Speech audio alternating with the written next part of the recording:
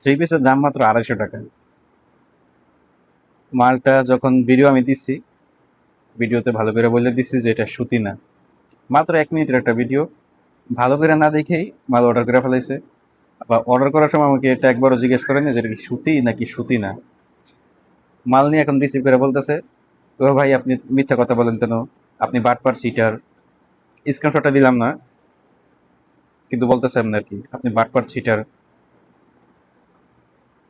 বললেন যে এটা সুতি, অথচ আমি বলি না এটা সুতি। উনি জিজ্ঞেস করছে, আমি একটা বয়স দিছিলাম, বয়সটা পুরো জানি, তবে বয়সটা যে আমি বলছি যে এটা পিছলা কাপড়, পিস এতটুকু শব্দ কিন্তু উনি পারলেই শুনতে পারতো, কিন্তু উনি পুরো বয়স আমার শুনে নাই, আর পুরো ভিডিওটা দেখে নাই।